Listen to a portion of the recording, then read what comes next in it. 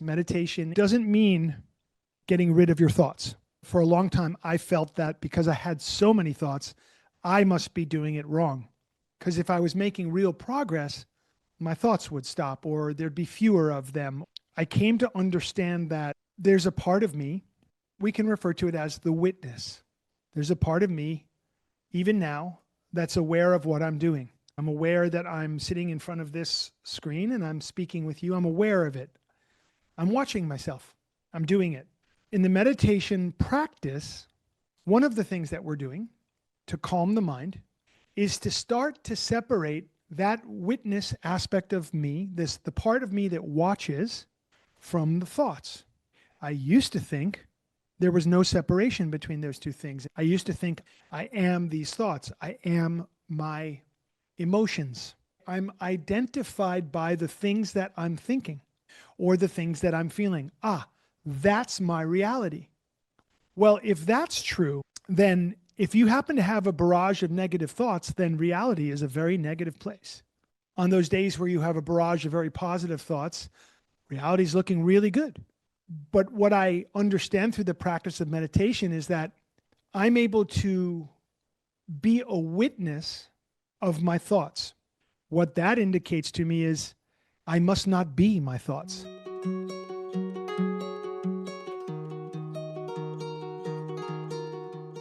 Okay.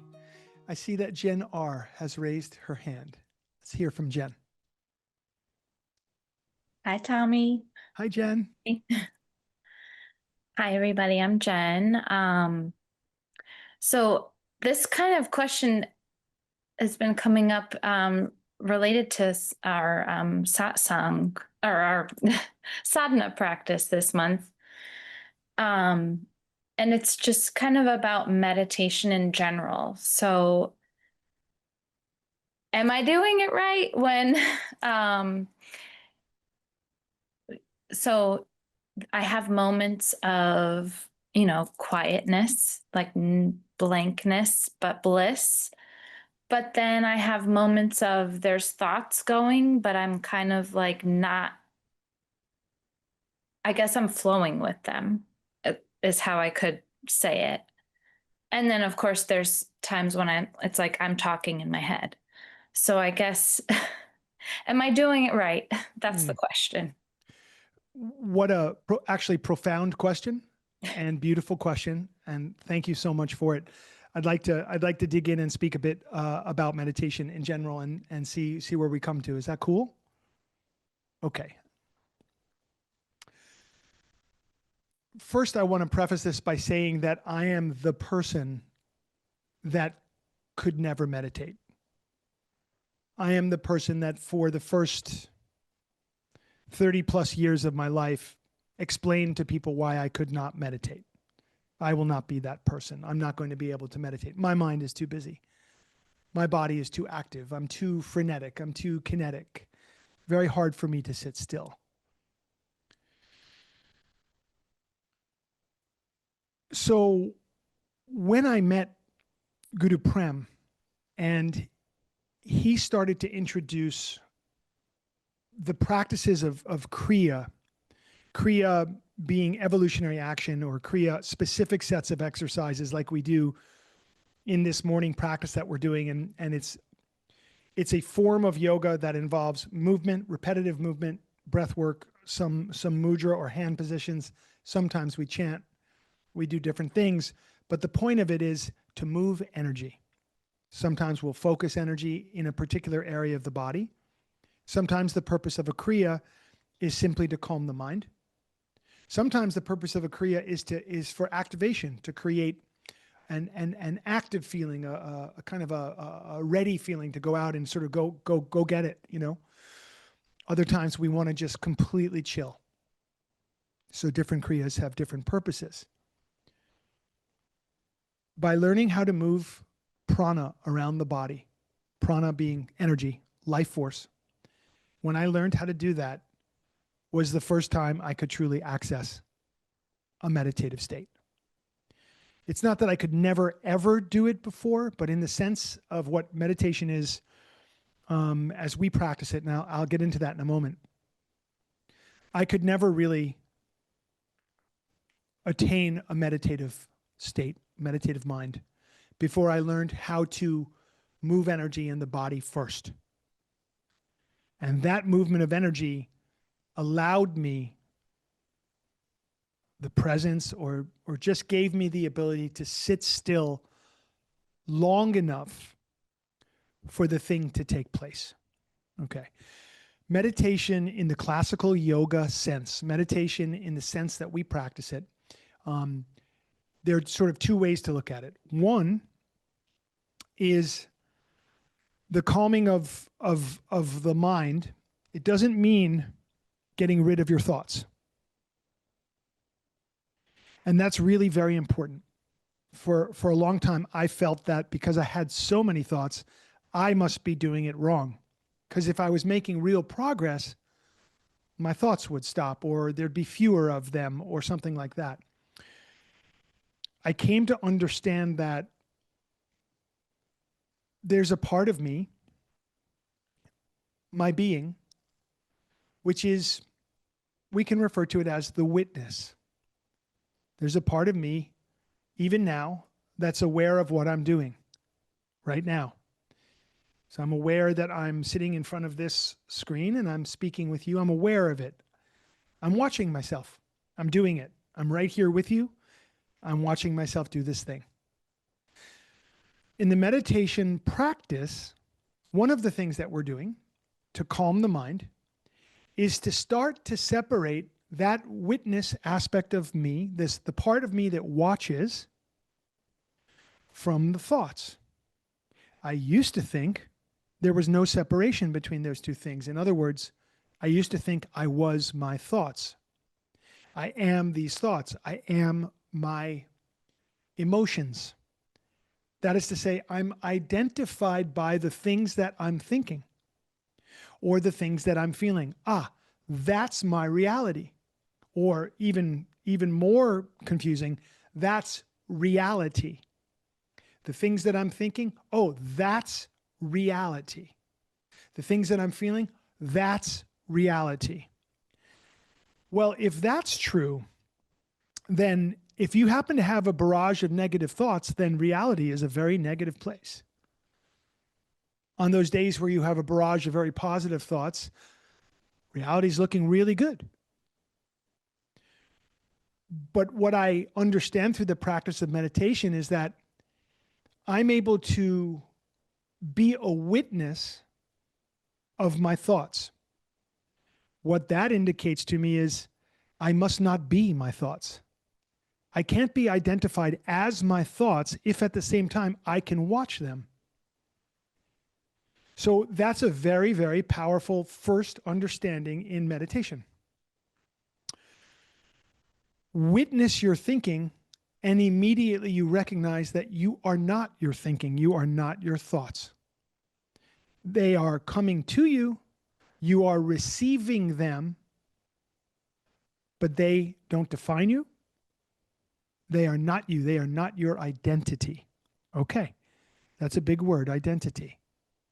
Feel your emotions. Watch. I'm feeling sad. Not, I am sad. I'm feeling anger. Not, I am anger or I am angry. I'm feeling a feeling. It's uncomfortable for me to feel this feeling. I notice that. That's called observing an emotion without attaching to the emotion, without building a story around the emotion. Let me give you an example. I'm angry at this person. I need to do something about it. I need to lash out at this person. I need them to know that I'm angry. I need them to know what they did wrong to make me angry. I need to show the world that my anger is justified. That's called being attached to an emotion and then being attached to a bunch of thoughts.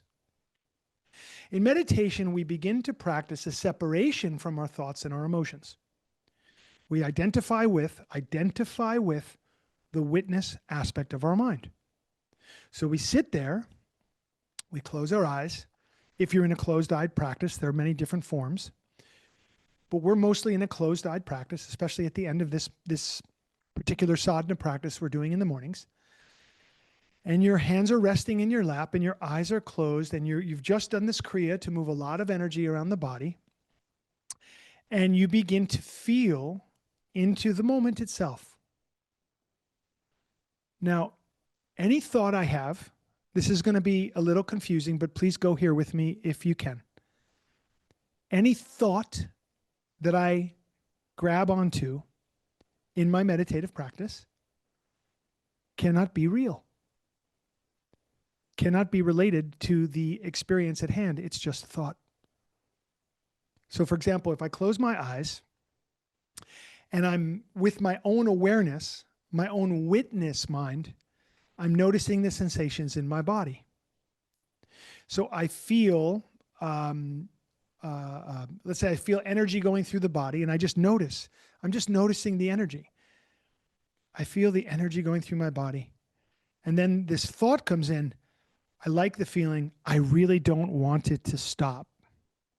Okay, right then and there, we have left the pure experience of the moment itself, and we have grabbed onto the joy of the experience, and we hope that experience won't end.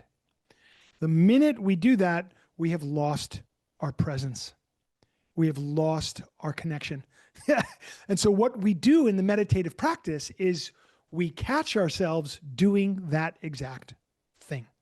Oh, I just went down the rabbit hole of this particular thought. I entertained a thought.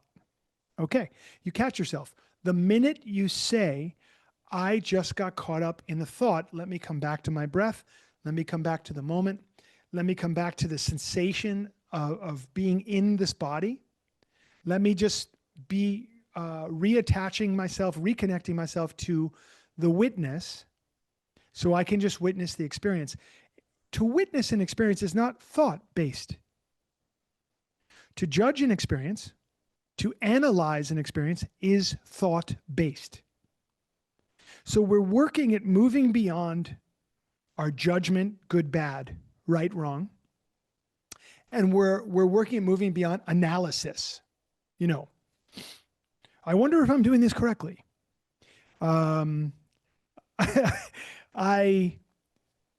Analysis. I heard about somebody else meditating and they had a massive blue light bulb show up in the middle of their forehead. I'm not having that. This sucks. I wish I could have that experience. Okay, now we're in this world of thought. We've left the moment. We're in the realm of seeking, grabbing. Okay, then you can do the opposite thing. The mind bounces often between these two things. One is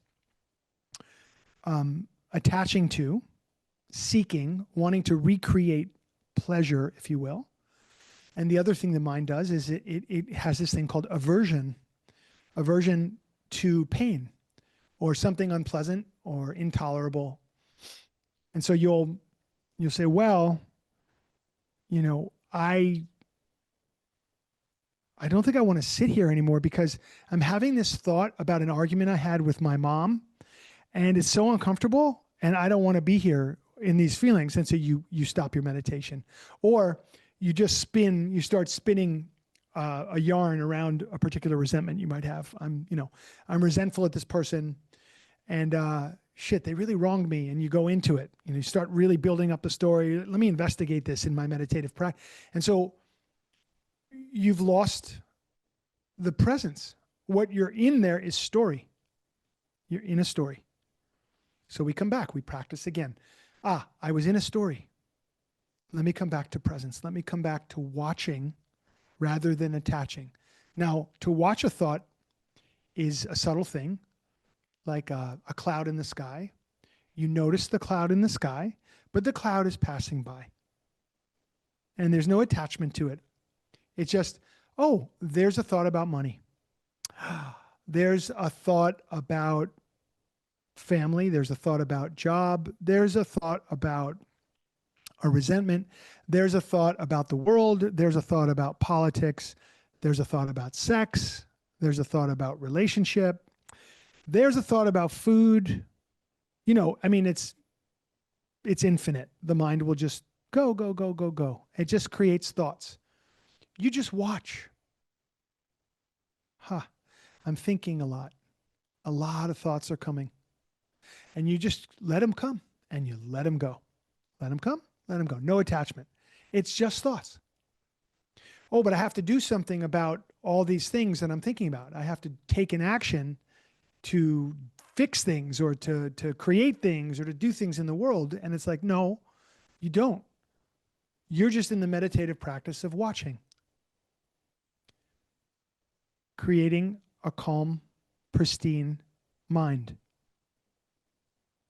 creating a confident mind, a steady, focused, concentrating mind, a mind that serves your soul rather than a mind that dominates you in the ego sense.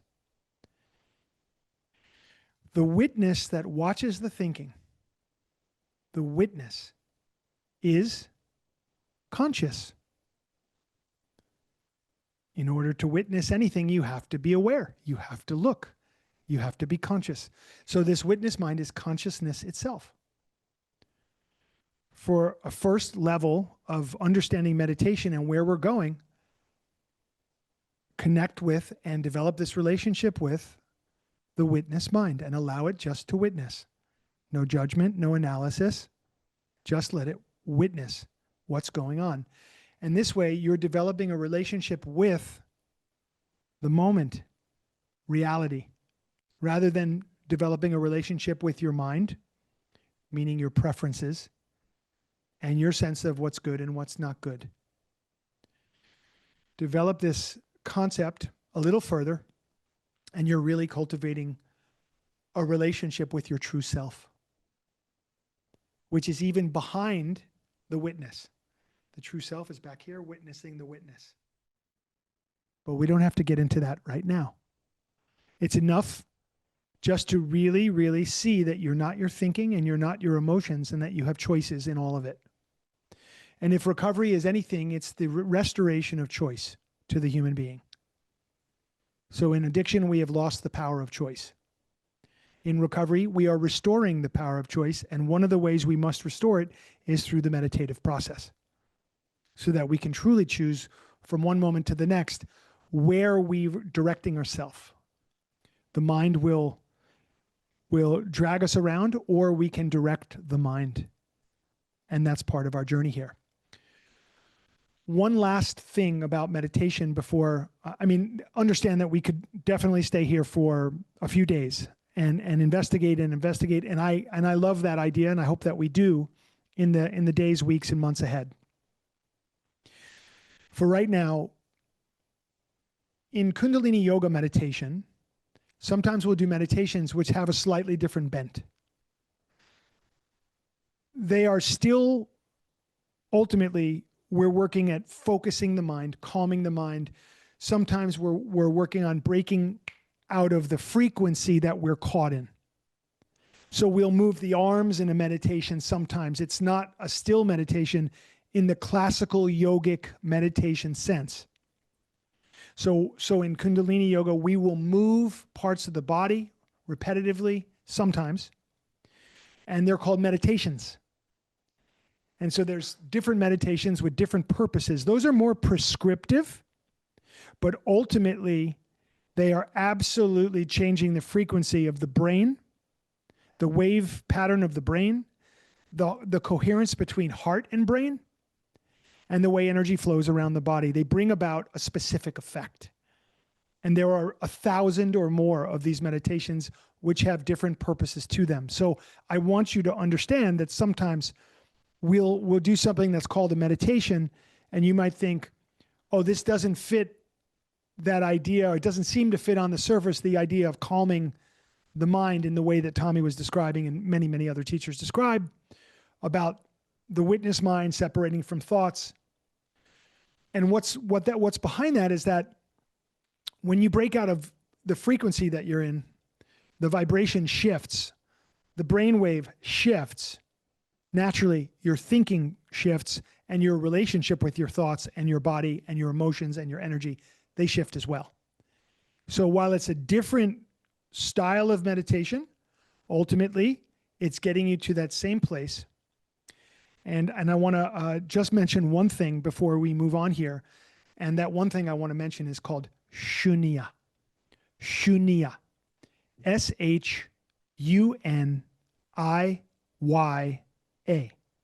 Shunia.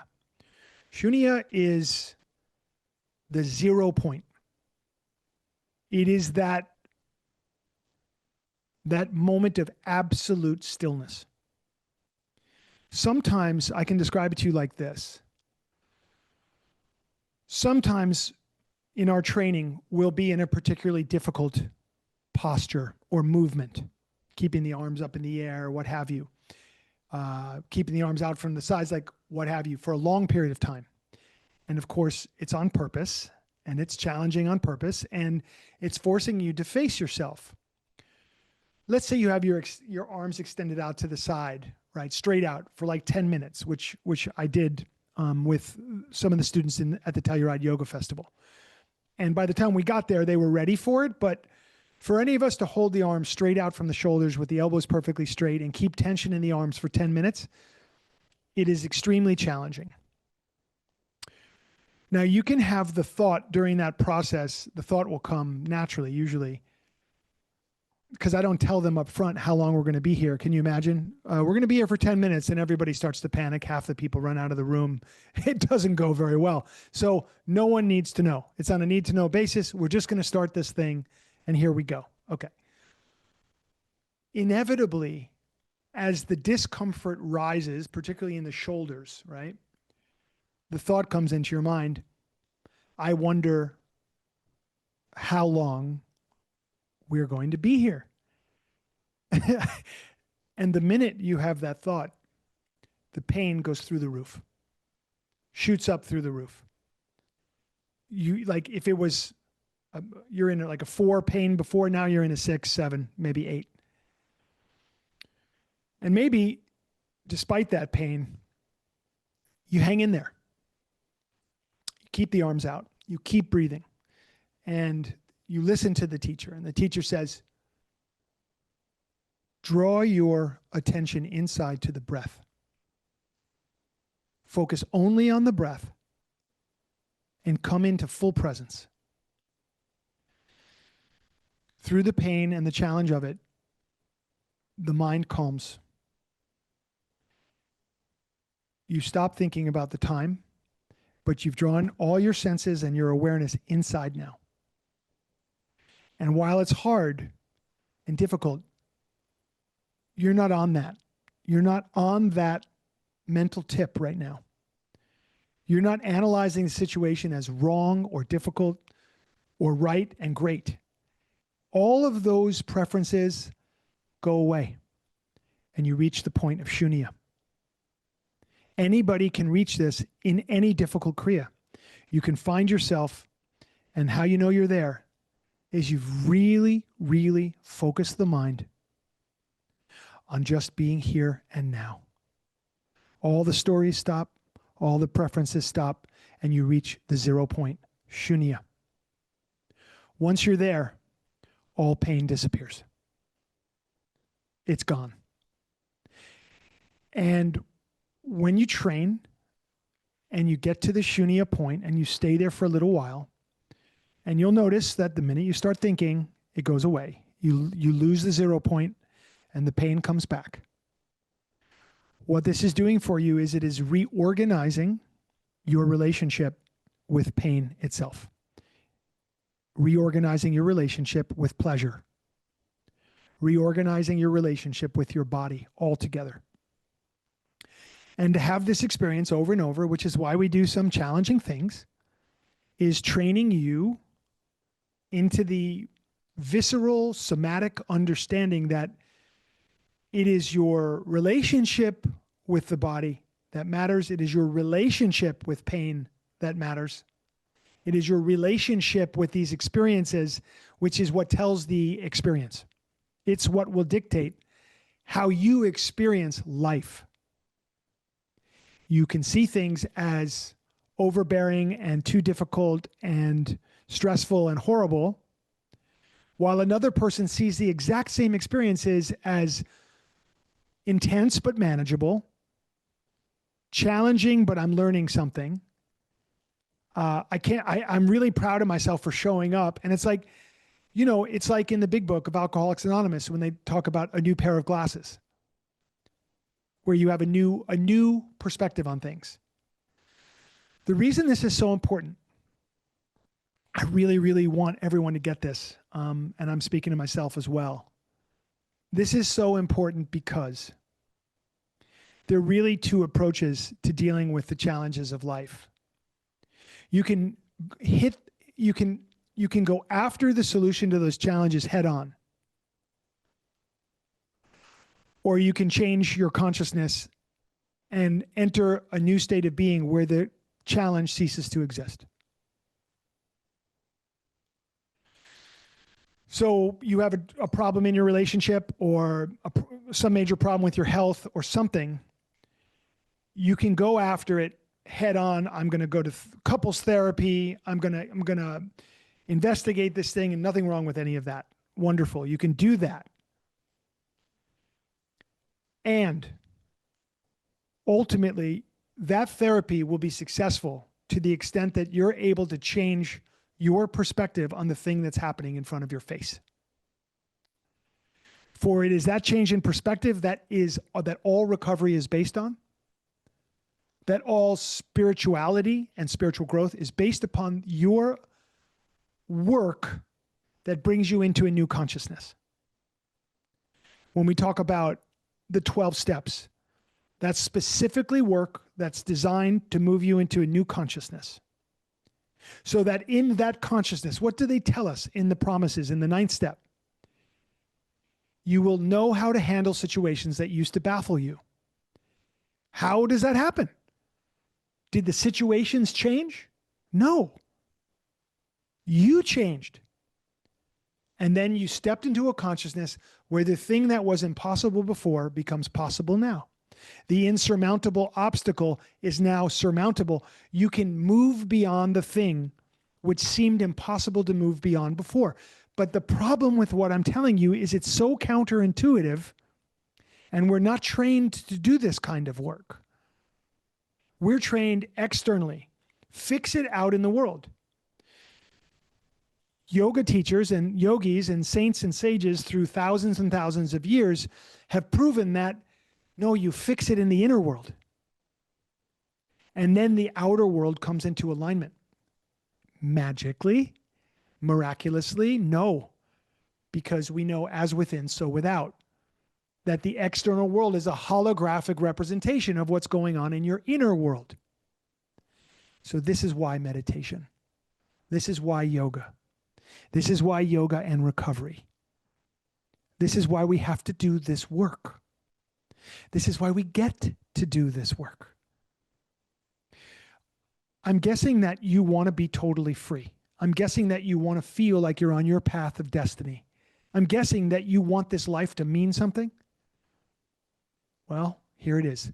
One day at a time, every single day, breath by breath, you have the opportunity. I don't care where you've been, who you are, where you came from, color of your skin, gender, all of that nonsense, and none of it matters. What does matter is your ability to create a relationship with true self, to move beyond the nonsense chatter of the ego, your attachments to thinking and emotions. And so, are you doing it right? Any moment you sit down on a mat to face yourself, you're doing it right. And with instruction and guidance, you'll learn and you'll make progress. You'll know you're making progress because there's more love in your life, more joy in your life. It does not mean you do not have hard days. You will have hard days, but you will know what to do about those hard days. And I believe that when we really, really enter the meditative state and the meditative mind, and we come into contact with our true self, it's a relationship that we love so much because you're so beautiful inside, all of us. If only we could get past the mind and the emotions. You're so beautiful beyond all these stories. And when the mind and the emotions settle to the extent where you can really relate to your true self, you want that so badly. Your soul wants it. And you come for it. And it doesn't just happen for you in meditation, quite the contrary. It's happening for you in your life, everywhere. And when you suffer as a human being, because all human beings suffer and have challenge around death and loss and grief, sickness, and we have to face these things in all their forms. When you suffer, you will simply suffer consciously. And you will say, wow, this is tough. It's so hard to be human. What can I learn here? I wonder how learning whatever I'm going to learn through this moment is going to help me to be helpful to somebody else later on. I wonder why I need to go through this. Maybe more will be revealed. Yeah, more will be revealed. Okay, I'm willing to go through this. It's a lot different than being in despair. So I say that it's the end of despair. It's the end of loneliness. It's the end of addiction. When we really achieve on a regular basis that meditative mind. And it just simply starts with sitting down, closing your eyes, and starting to watch the mind and the emotions without attaching to them. Let it come, let it go. If you have 50 billion thoughts, all you need to do to be doing your meditation correct is simply say, oh, wow, I really think a lot. Isn't that interesting? And just watch it. And you will, of course, as we all get pulled away, and you'll attach to some thoughts because there's fear or there's aversion or there's attraction, and you'll go down the road of a particular thought. But then you'll catch yourself, and you'll catch yourself more and more. And you'll immediately recognize, wow, I'm doing it. I can see the difference between me being present and me being attached to a thought. And when you have that, you are on the express train to yourself and to God, spirit, whatever your word is for that. And that's a great thing. Sorry, I have one more thing to say. For the longest time, when I was in very long meditations that I had to be in because I was training with teachers who were keeping their eye on me, I would play entire tennis matches in my head. That's how I got through it. So literally, I'm playing out points in my head. I'm serving or I'm receiving the serve, and I'm playing out the points. I'm keeping the score. And you know what? The time would just miraculously pass because my mind had something to attach to, and my mind had somewhere to go, because that's what the mind is like. Grab onto something.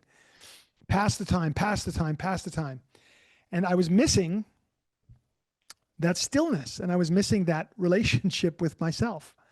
I was really good at passing the time without suffering in meditation, but I was not able to penetrate deeper into my soul, into my presence, my own presence. I had to distract myself. And after a while, I told my teacher about that, and he laughed. And he was like, nothing right, nothing wrong about that. And if you would like to truly connect with yourself and be free, you'll have to let go of the tennis matches. And you're going to have to sit, and you're going to have to come back home and just let things be. Just let things be. So, Jen, is that helpful? What comes up for you as I'm exploring this with you? Super helpful. Like, I guess I needed to hear it a different way. The key to witness is not thought-based. That was like, oh, yeah. Okay. So perfect. Thank you. You're so welcome. And I can assure you that inquiry is helpful to everybody, everywhere.